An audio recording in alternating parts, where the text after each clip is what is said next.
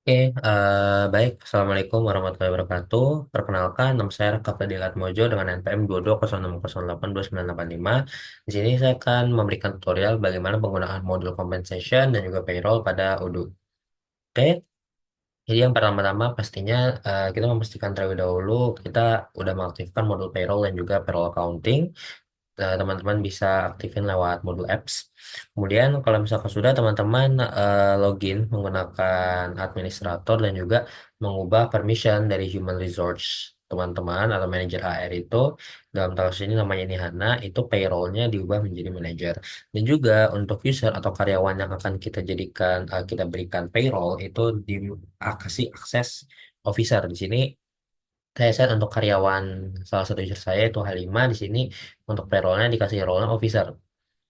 Nah, kita akan mulai dengan membuat salary role kategori terlebih dahulu. Di sini kita bisa akses melalui menu payroll, lalu teman-teman bisa ke tab configuration. Nanti ada banyak pilihan. Nah, teman-teman pilih salary role kategoris. Kalau misalkan sudah, teman-teman tinggal klik new. Nah, nanti teman-teman bisa memasukkan salary role kategoris sesuai dengan kebutuhan. Di sini ada beberapa contoh. Di sini ada annual netto. Jadi, teman-teman itu bisa memasukkan nama salary role kategorisnya dan juga code-nya.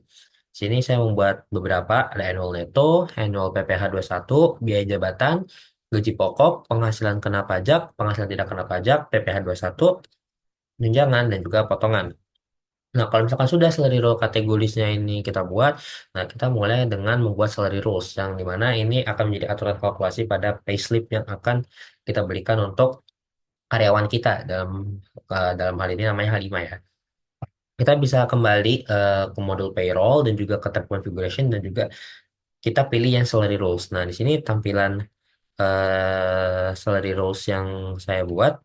Di sini ada annual netto, di sini code-nya ANET.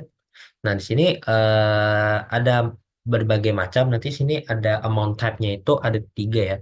Tapi di sini yang saya gunakan itu hanya dua, yaitu ada Python code dan juga fixed amount. Bedanya apa? Kalau Python code itu nanti teman-teman harus mengambil ininya dulu ya, mengambil apa namanya variabelnya dulu. Di sini misal contohnya annual netto. Di sini saya menggunakan amount type-nya Python code di mana nilai dari annual netto ini diambil dari eh, nilai dari kategori itu GP.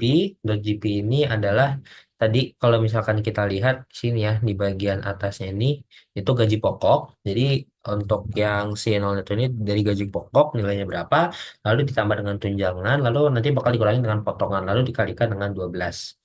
Nah, begitu juga dengan annual PPh satu di sini. Nah, di sini amount type-nya saya set fixed amount di mana fixed amount ini nilainya pasti 3 juta.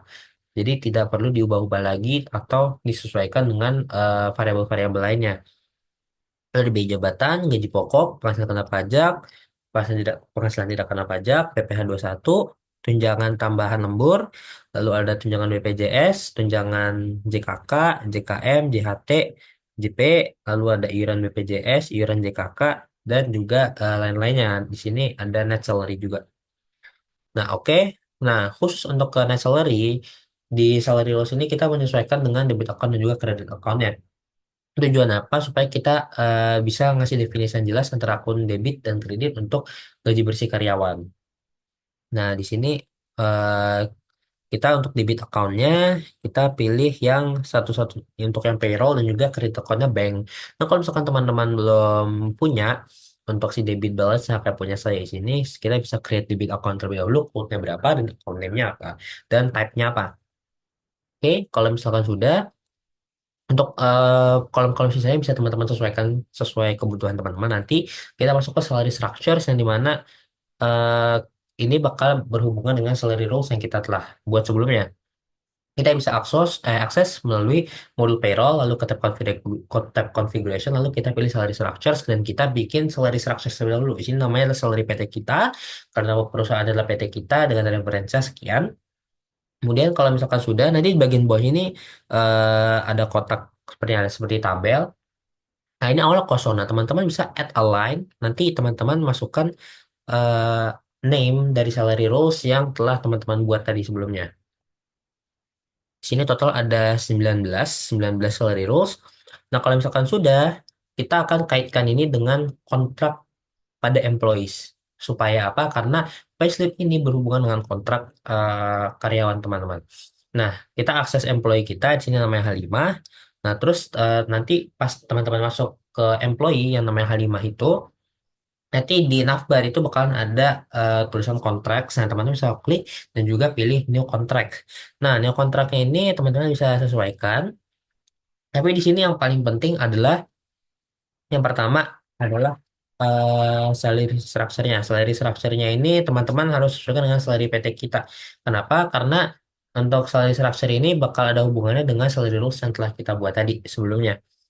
Oke, kemudian kalau misalkan sudah, jangan lupa ini untuk yang lain-lainnya itu teman-teman bisa sesuaikan juga ya. Nah, untuk salary journal-nya ini juga kita masukin payroll. Untuk accounting juga nanti ini bakal ini cukup berpengaruh. Kemudian kalau misalkan sudah, ini statusnya kita klik menjadi running. Oke, kemudian kita klik menjadi running, nanti statusnya bakal berubah di sini ya. Yang pertama sini ada employee contract create dan juga nanti statusnya berubah dari new jadi running. Nah, kalau misalkan sudah, ini adalah bagian pentingnya kita akan membuat payslip employee-nya. Kita masuk ke modul payroll, lalu nanti ada pilihan employee payslips. Lalu kita klik create dan pilih employee yang telah kita buat kontraknya tadi. Itu namanya H5. Nah, kalau misalkan teman-teman sudah bikin kontraknya employee H5, nanti periodnya bakal terisi otomatis. Kontraknya eh, teman-teman nanti bisa sesuaikan dengan kontrak H5 yang mana. Kemudian reference-nya teman-teman bisa isi sesuai kebutuhan. Lalu ada structure-nya sesuai PT kita, payslip name, dan juga ada work days. Nah, work days ini bisa disesuaikan ya teman-teman. Kemudian kalau misalkan sudah, nanti teman-teman bisa klik yang compute sheet. Nah, ini efeknya apa ke compute sheet? Nah, di compute sheet ini nanti teman-teman bisa ke tab salary computation. Nah, di salary computation ini bakal ngeload salary rules yang terdaftar di structure structure eh, dari salary PT kita ini, salary structure dari salary PT kita. Nah, ini bakal keluar semua dan bakal sudah terhitung semua. Mulai tadi yang dari fixed amount dan juga Python code. Kalau misalkan masih ada yang bernilai nol, maka coba teman-teman cek lagi di variables di salary rules-nya apakah sudah sesuai atau belum. Oke, kalau misalkan sudah, teman-teman bisa langsung klik confirm aja ya di sini. Teman-teman bisa langsung klik confirm aja. Nanti apa yang terjadi? Nanti teman-teman bisa cek di accounting information. Nanti bakalan ada yang baru, yaitu namanya accounting entry. Accounting entry ini nanti otomatis terbuat kalau misalkan sudah terconfirm dan juga bagian ini tidak bisa diubah.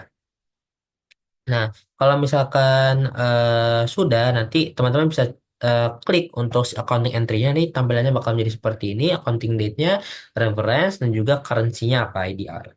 Nah, ini otomatis dibuat kalau misalkan sudah di-confirm. Lalu teman-teman bisa cek dengan akun employee yang teman-teman pakai tadi, misalnya H5 sini, teman-teman bisa cek ke payroll dan ke employee payslips. Nah, di sini sudah ada, atau kalau misalkan mau, teman-teman bisa cek melalui employee contract dari employee teman-teman. Sekian tutorial dari saya. Terima kasih. Wassalamualaikum warahmatullahi wabarakatuh.